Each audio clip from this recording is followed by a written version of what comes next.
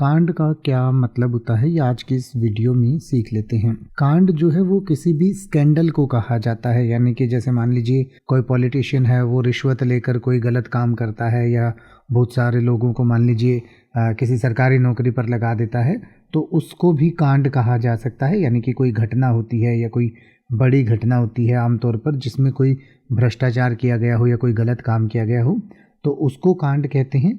इसके अलावा किसी ग्रंथ का वो भाग जिसमें एक पूरा प्रसंग होता है उसे भी कांड कहा जाता है।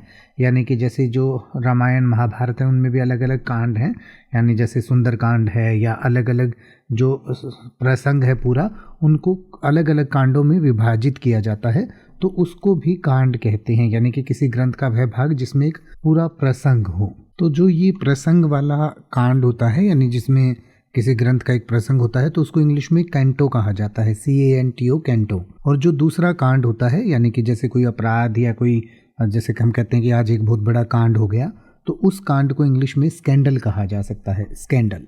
तो जैसे कि आप कह सकते हैं द पॉलिटिकल कांड was all over the news, यानी कि खबरों में जो है उस राजनीतिक कांड का या राजनीतिक स्कैंडल का ही जिक्र चल रहा था। या फिर आप कह सकते हैं अनदर कांड या another scandal happened in the office today, यानी कि आज ऑफिस में एक और कांड हो गया, यानी एक और घटना हो गई।